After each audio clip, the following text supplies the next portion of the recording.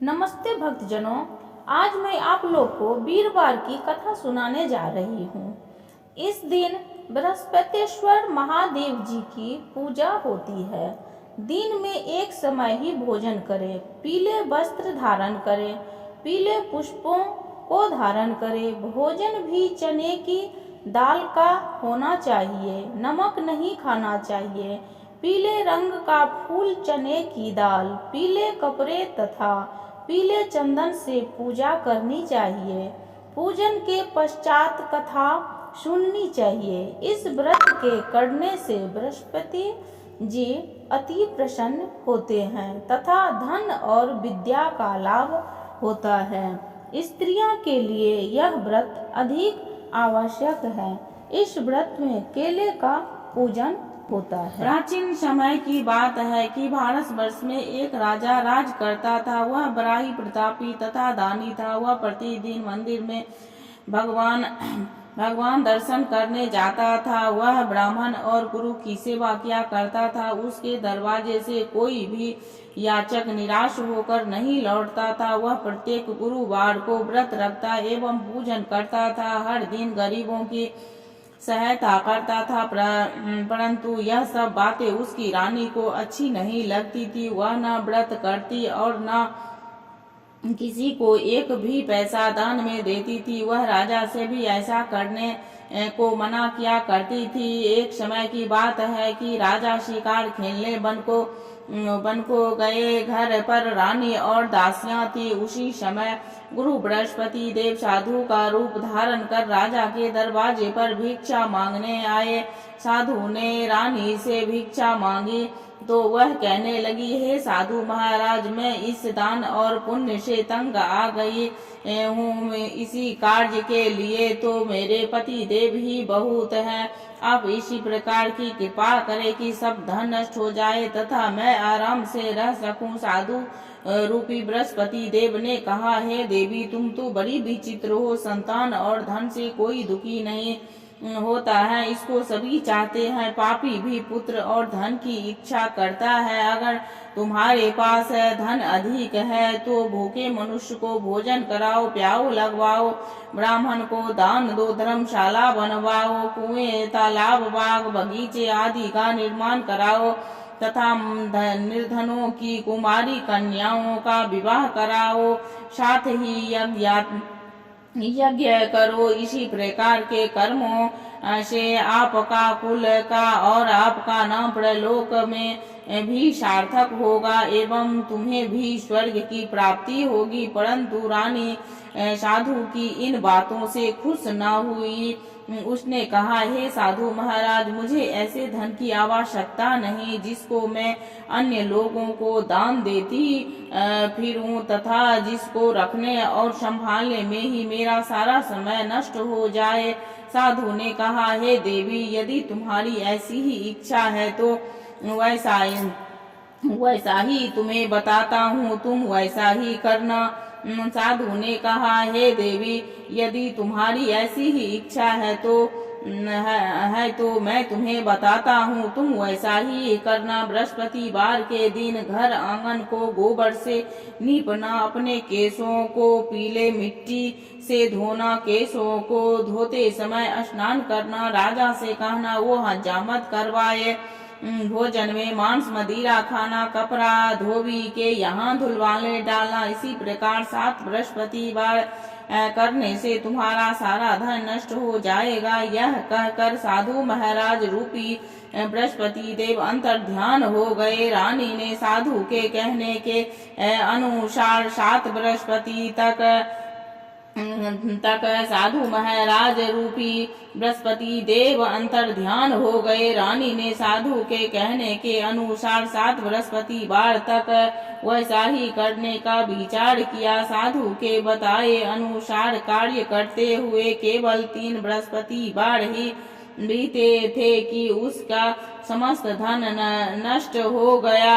भोजन के लिए दोनों समय परिवार तरसने लगा तथा संसारिक भोगों से दुखी रहने लगा। तब राजा रानी से कहने लगी कि हे रानी, तुम यहाँ पर रहो, मैं दूसरे देश को जाता हूँ, क्योंकि यहाँ पर मुझे सभी मनुष्य जानते हैं, इसीलिए मैं यहाँ पर कोई कार्य नहीं कर सकता। मैं अब प्रदेश जा रहा हूँ, वहाँ कोई काम धंधा करूँगा, शायद हमारे भाग्य बदल जाए। ऐसा कहकर राजा प्रदेश चला गया। वहाँ जंगल से लकड़ी काट कर लाता और शहर में बेचता। इसी तरह जीवन व्यतीत करने लगा। इधर राजा के बिना रानी और दासियां दुखी रहने लगी। किसी दिन भोजन मिलता और किसी दिन जल पीकर रह जाती। एक समय रानी और दासी को 7 दिन बिना भोजन के व्यतीत करने पड़े, तो रानी ने अपनी दासी से कहा, हे दासी, यहाँ पास ही नगर में मेरी बहन रहती है, वह बड़ी धन्यवान है। तू उसके पास जा और वहाँ से 5 सेर बेझर मांग ला, जिससे कुछ समय के लिए गुजर हो जाएगी। दासी रानी की बहन के पास गई। रानी की बहन उसी समय पूजा कर रही थी। बृहस्पतिवार का दिन था। दासी ने रानी की बहन से कहा, हे रानी, मुझे आपकी बहन ने भेजा है, मुझे 5 सेर बेझर दे दो। दासी ने यह बात अनेक बार कही, परंतु रानी की बहन ने कोई उत्तर नहीं दिया, क्योंकि वह उस समय बृहस्पतिवार की कथा सुन रही थी। जब दासी को रानी की बहन से कोई उत्तर नहीं मिला तो वह बहुत दुखी हुई एवं क्रोध भी आया। लौटकर रानी से बोली, हे रानी, आपकी बहन बहुत ही घमंडी है, वह छोटे लोगों से बात भी नहीं करती है। मैंने उससे कहा तो उसने कोई उत्तर नहीं दिया। मैं वापिस चली आई। रानी बोली, हे दासी, इसमें उसका कोई दोष नहीं है। जब बुरे दिन आता है तब कोई सहारा नहीं देता है। अच्छे बुरे का पता विपद में ही लगता है। जो ईश्वर की इच्छा होगी वही होगा, यह सब हमारे भाग्य का दोष है। उधर रानी की बहन ने सोचा कि मेरी बहन की दासी आई थी, परंतु मैं उससे नहीं बोली, इससे वह बहुत दुखी हुई होगी।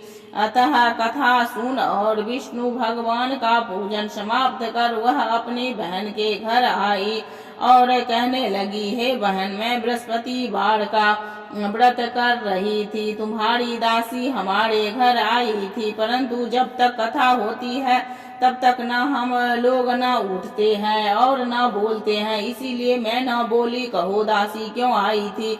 रानी बोली, बहन, हमारे घर अनाज नहीं था, वैसे तुमसे कोई बात छिपी नहीं है, इसी कारण मैंने दासी को तुम्हारे पास 5 सेर बेझर लेने के लिए भेजा था। रानी की बहन बोली, बहन देखो, बृहस्पति भगवान सबकी मनोकामना पूर्ण करते हैं, देखो शायद तुम्हारे घर में ही अनाज रखा हो। यह सुनकर दासी घर की अंदर गई तो वहां उसे एक घड़ा बेझर का भरा मिल गया। उसे बड़ी हैरानी हुई, क्योंकि उसने एक एक बर्तन देख लिया था। उसने बाहर आकर रानी को बताया। दासी अपनी रानी से कहने लगी, हे रानी, देखो, वैसे हमको जब अन्न नहीं मिलता तो हम रोज ही व्रत करते हैं। अगर इनसे इसी व्रत की विधि और कथा पूछ ली जाए तो हम भी क्या करेंगे? दासी के बहन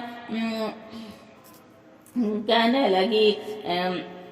दासी के कहने पर रानी ने अपनी बहन से बृहस्पतिवार व्रत के बारे में पूछा। उसकी बहन ने बताया, हे रानी बहन, बृहस्पतिवार के सूर्योदय से पूर्व उठकर स्नान करके बृहस्पतिवार का व्रत करना चाहिए, लेकिन उस दिन सिर नहीं धोना चाहिए। बृहस्पतिवार के व्रत में चने की दाल वो मुनक्का से विष्णु भगवान का केले के जड़ में से पूजन करे तथा दीपक जलावे। उसी दिन एक ही समय भोजन करे। भोजन पीले खाद्य प्रसाद का करे तथा कथा सुने। इसी प्रकार करने से गुरु भगवान प्रसन्न होते हैं, अन्न पुत्र धन देते हैं।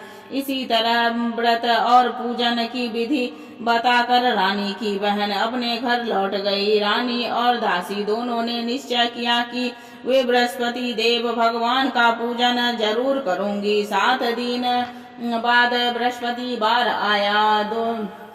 आया तो उन्होंने व्रत रखा। गौशाल में जाकर चना गुड़ बीन लाई तथा उसी डाल से केले की जड़ में विष्णु भगवान का पूजन किया। अब भोजन कहाँ से आए, दोनों बड़ी दुखी हुई, परंतु उन्होंने व्रत किया था, इसी कारण बृहस्पति देव भगवान प्रसन्न थे। वे एक साधारण व्यक्ति के रूप में 2 थाले में सुंदर पीला भोजन लेकर आए और दासी को देकर बोले, हे दासी, यह भोजन तुम्हारे और रानी के लिए है, तुम दोनों करना। दासी भोजन पाकर बड़ी प्रसन्न हुई और रानी से बोली, रानी जी भोजन कर लो। रानी को भोजन आने के बारे में कुछ पता नहीं था, इसीलिए वह दासी से बोली, जा तू ही भोजन कर, क्योंकि तू हमारी व्यर्थ में हंसी उड़ाती है। दासी बोली, एक आत्मा अभी भोजन दे गया है। रानी कहने लगी, वो भोजन तेरे लिए ही दे गया है, तो ही भोजन कर।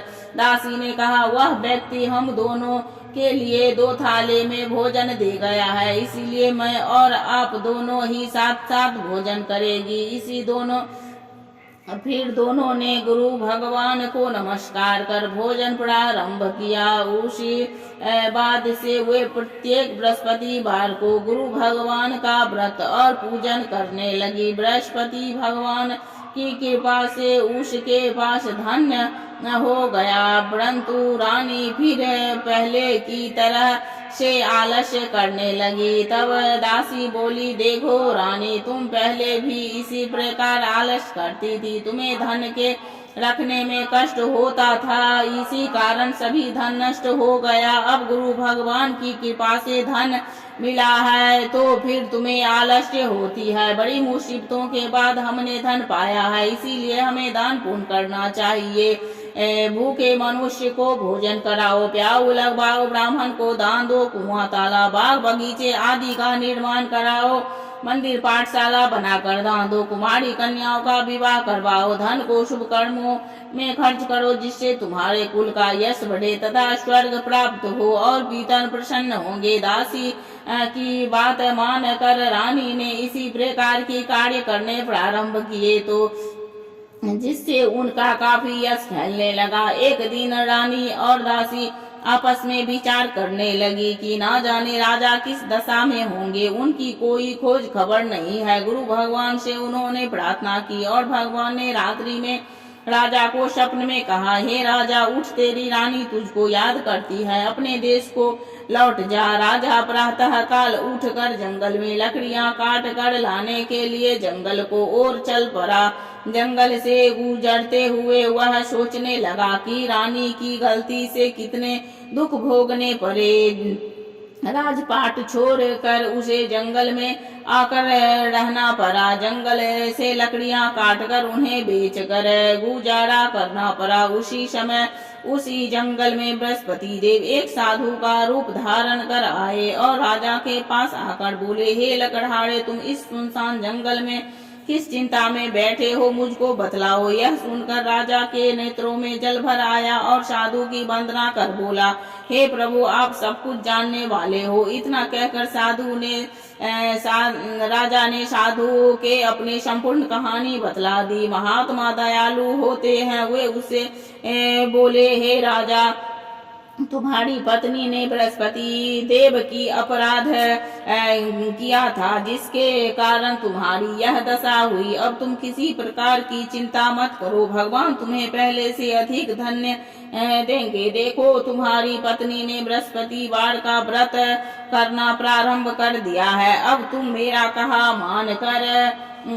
मानकर चने की दाल वो गुड़ और जल को लोटे में डालकर केले का जड़ में भगवान विष्णु का पूजन करो। फिर कथा कहो या सुनो, भगवान तुम्हारी सब मनोकामनाएं को पूर्ण करेगा। साधु को प्रसन्न देखकर राजा बोला, हे प्रभु, मुझे लकड़ी बेचकर इतना पैसा नहीं बचता जिससे भोजन करने के उपरांत कुछ बचा सकूं। मैंने रात्रि में अपनी रानी को व्याकुल देखा है, मेरे पास और साधन नहीं जिससे समाचार जान सकूं। फिर मैं बृहस्पतिवार की कौन सी कहानी कहूँ या सुनो, मुझको तो कुछ भी मालूम नहीं है। साधु ने कहा, हे राजा, तुम किसी बात की चिंता मत करो।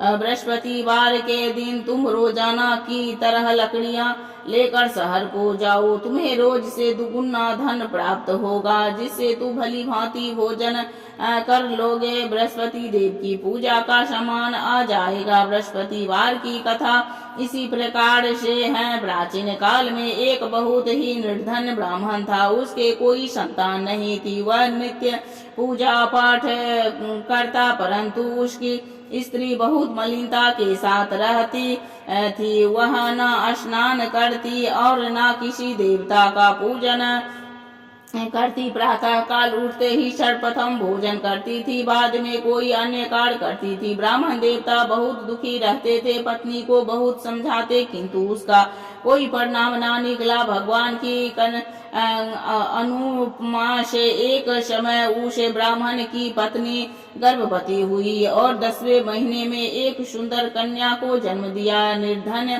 ब्राह्मण कन्या के जन्म से बहुत दुखी हुआ। धीरे धीरे ब्राह्मण की कन्या बड़ी होने लगी। बचपन से ही उसी कन्या की रुचि भगवान विष्णु की पूजा में थी।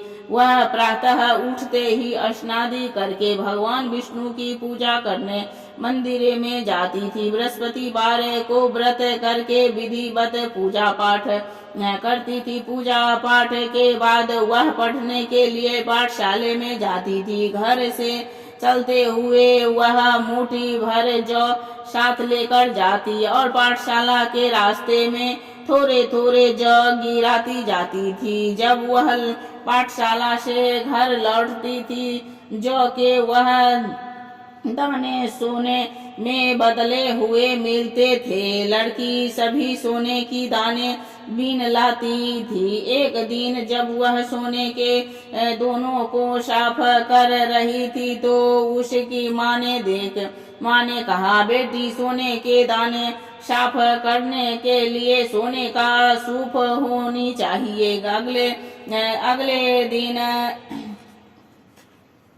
अगले दिन गुरुवार था। इस कन्या ने व्रत रखा और बृहस्पति भगवान से प्रार्थना की।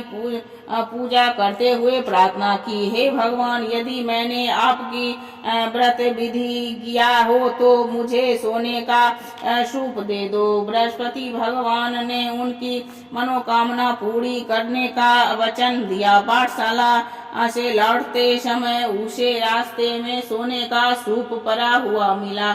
घर लौटकर सोने का सूप अपने माँ को दिखाकर वह सोने के दाने साफ करने लगी। उसी समय नगर का राजकुमार वहां उसके घर के पास से गुजर उसे सुंदर लड़की को सोने के सूप में जो साफ करते हुए राजकुमार उसे पर मोहित हो गया। महल में लौटकर राजकुमार ने राजा से उसी लड़की से विवाह करने की इच्छा प्रकट की, तो राजा ने ब्राह्मण को महल में बुलाकर राजकुमार से उसकी लड़की के विवाह की बात कही। ब्राह्मण तैयार हो गया। धूमधाम से उसी लड़की का विवाह राजकुमार से हो गया। दुल्हन बनकर ब्राह्मण की लड़की महल में चली गई। लड़की के चले जाने से ब्राह्मण भी निर्धन्य हो गया। उससे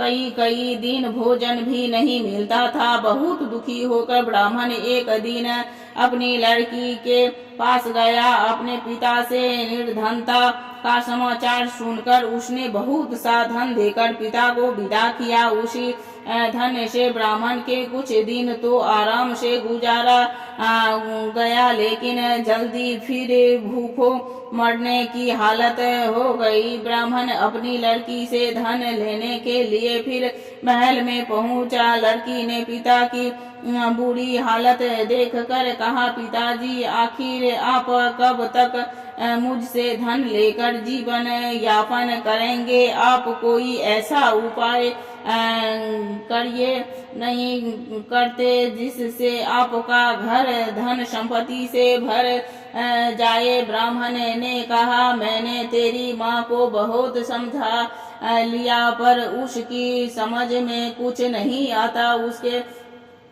उसके फुफरेपन नष्ट हो तो घर की निर्धनता भी दूर हो जाए। तब कुछ सोच कर लड़की ने पिता से कहा, पिताजी अब कुछ दिनों के लिए माँ को मेरे पास छोड़ जाओ। तब कुछ सोच कर ब्राह्मण पत्नी को लड़की के पास महल में छोड़ आए। लड़की ने अपनी माँ से कहा, माँ तुम कल प्रातः उठकर स्नादि करके भगवान बृहस्पति देव विष्णु जी का पूजा अवश्य करना। पूजा करने से तुम्हारी निर्धनता अवश्य दूर हो जाएगी। लेकिन उसकी माँ ने उसकी कोई बात नहीं मानी। तब क्रोधित होकर लड़की अपने माँ को एक कक्ष में बंद कर दिया। सूर्योदय के समय माँ को उठाकर जबरदस्ती उसके स्नान कराया और फिर मंदिर में ले जाकर भगवान बृहस्पति देव की पूजा कराई। कुछ दिनों तक ऐसा करने से माँ की बुद्धि में परिवर्तन हुआ और वह स्वयं बृहस्पतिवार का व्रत रखने लगी। उसने व्रत रखने से ब्राह्मण के घर में भगवान विष्णु की अनुपमा से धन भी वर्षा होने लगी। दोनों पति पत्नी धन संपत्ति पाकर आनंद पूर्वक से धन की जीवन व्याप्त करने लगे। विष्णु धाम को चल गए। लकड़हारा बने राजा ने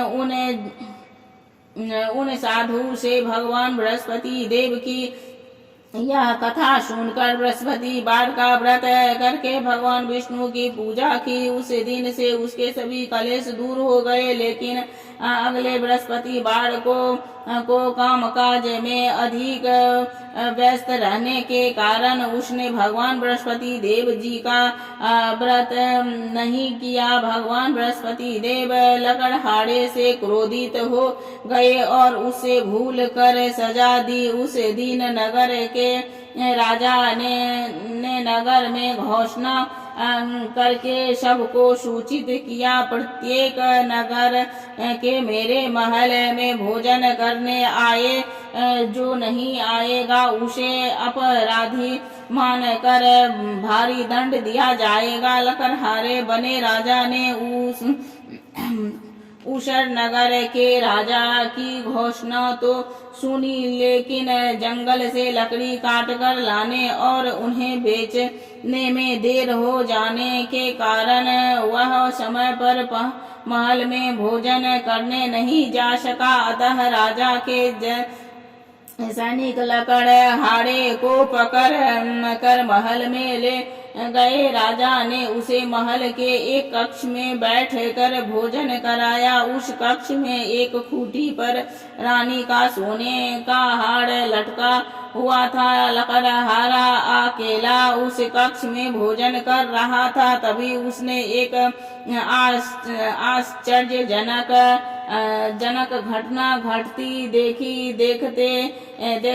देखते वह खूंटी हार को निकल गई। थोड़ी देर के बाद राजा ने हार को गायब देखता तो लकड़हारे को कारावास में डलवा दिया। लकड़हारा मन ही मन अपने भाग्य को कोसने लगा। तभी उसने जंगल में मिले साधु का स्मरण हो गया। थोड़ी देर में भगवान बृहस्पति देव सन्यासी के रूप में उसके सामने प्रकट हुए और कहा, हे लकड़हारे, तूने भगवान बृहस्पति देव की पूजा नहीं की, इसी कारण तुम्हें कष्ट हुआ। लेकिन अब चिंता मत कर, बृहस्पतिवार के